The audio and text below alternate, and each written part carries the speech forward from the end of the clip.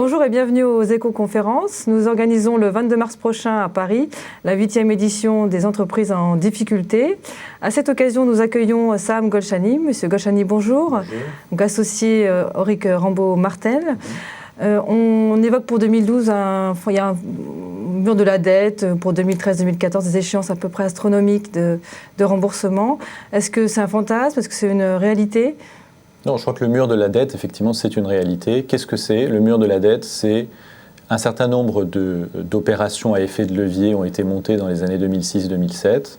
Et les échéances de remboursement de ces opérations se retrouvent évidemment en 2012-2013. Donc aujourd'hui, des investisseurs sont obligés de s'organiser pour pouvoir rembourser la dette d'acquisition de leurs actifs. Alors il y a des actifs immobiliers, on parle du mur de la dette dans l'immobilier, mais il y a aussi le mur de la dette du LBO dont on ne parle plus. Qu'est-ce qui fait qu'aujourd'hui ils ne peuvent pas refinancer leur dette? Pour refinancer, il faut retrouver soit les banques qui ont prêté sont d'accord pour reprêter, soit on trouve d'autres banques qui sont prêtes à prêter, soit on est capable de vendre l'actif à des acheteurs. Aujourd'hui, on a eu une fenêtre de tir pour vendre des actifs. Le premier semestre 2011, il y a eu beaucoup d'opérations. Et puis cette fenêtre s'est refermée assez brutalement entre le mois d'août et le mois de septembre 2011. Donc aujourd'hui, il est difficile de trouver des acheteurs pour les actifs. Donc il y a une sortie qui est difficile. Les sorties en bourse, ça fait des années qu'on n'en voit plus, on va peut-être en revoir dans quelques années, mais en tout cas cette voie-là est également fermée. Donc qu'est-ce qu'il faut faire? Il faut refinancer. Donc pour refinancer, il faut aller voir les banques en disant est-ce que vous êtes prêts à soit étendre à nouveau la maturité de la dette, et là on parle de restructuration, soit on va chercher d'autres banques ou certaines des banques existantes et on renégocie une nouvelle dette, et donc on refinance la dette existante. Mais en même temps, aujourd'hui, on assiste à une crise du crédit et les établissements financiers sont de plus en plus frileux. Et donc, qu'est-ce qu'on fait alors? Qu'est-ce qu'il faut faire? Si on ne trouve personne pour refinancer, on va voir ces banques et on leur explique qu'on a un vrai problème et qu'il va falloir s'asseoir autour d'une table, idéalement dans le cadre d'une procédure de prévention pour garantir et assurer la confidentialité. Et on essaie de trouver une solution tous ensemble autour de la table, puisque tout le monde a à perdre, le manager a à perdre puisqu'il est à la tête de la société. Ça veut dire donc des abandons de créances, ça veut dire on repousse simplement à nouveau le tas de sable dans 2 ans, 2016, 2017. Je crois que le problème, c'est que en tout cas pour certains LBO, on a déjà repoussé le tas de sable une première fois, donc c'est toujours difficile de repartir voir des créanciers pour leur expliquer qu'on recommence. On reprend les mêmes et on recommence. Surtout qu'on a vu que ce n'était pas efficace, parce que de fait aujourd'hui on se retrouve dans la même situation qu'il y a 2 ou 3 ans. Les prévisions économiques aujourd'hui laissent à penser qu'il n'y a pas de sortie de crise immédiate. Donc aller expliquer que si on repousse à 2014, le monde va changer, ça me paraît pas être un discours très crédible.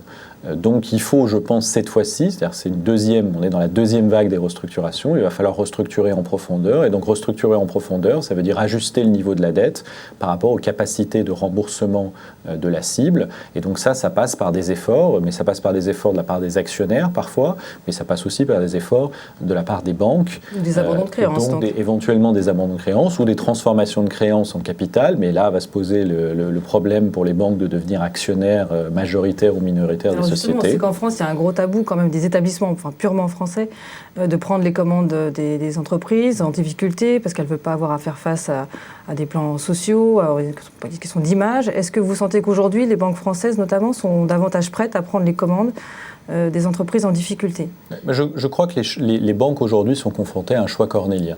Le choix cornélien est le suivant. Soit on prend le contrôle de la société parce qu'il n'y a pas d'autre choix, parce que l'actionnaire financier est défaillant et parce qu'il n'y a pas de repreneur qui est capable de garantir le remboursement de la dette et que donc la banque est obligée pour pouvoir s'assurer une chance de remboursement de son prêt, de prendre le contrôle. Donc effectivement, et aujourd'hui on est confronté, on va être confronté à mon avis de plus en plus à ces situations-là.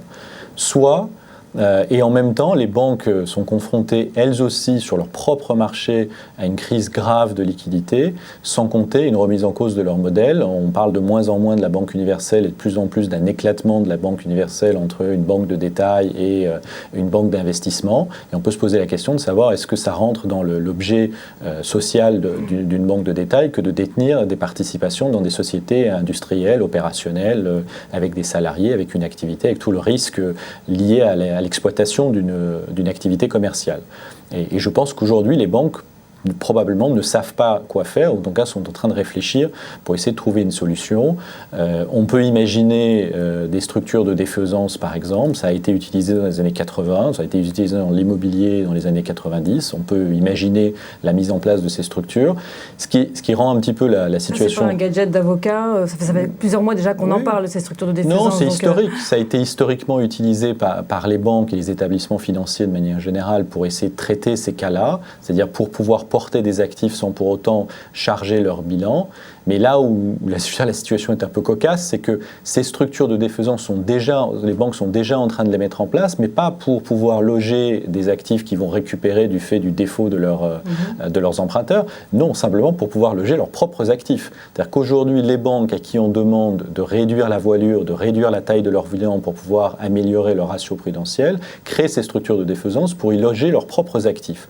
Et donc, je ne suis pas certain que les banques vont, en plus des actifs existants de leur bilan, aller récupérer des sociétés opérationnelles pour les mettre en plus dans ces structures de défaisance. Je ne crois pas que ces structures de défaisance soient aujourd'hui organisées pour porter des activités commerciales. Alors, est-ce que la solution passera par ces fonds alternatifs qui ont toujours été assez décriés à nouveau dans l'hexagone anglo-saxon, donc de prise de commande par la dette et de reprise des entreprises en difficulté? Finalement, est-ce que ceux qu'on décriait il y a quelques années ne seront pas vus comme la solution de dernier recours? Il faut prendre l'étymologie.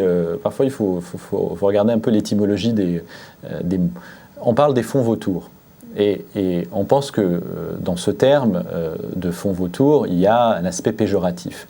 La réalité, c'est que dans la chaîne alimentaire, le vautour joue un rôle primordial. Si vous n'avez pas de vautour, vous risquez d'avoir des maladies, vous risquez d'avoir des points d'eau qui sont empoisonnés, et tout le cycle de vie d'un territoire donné peut être affecté par l'absence de vautour.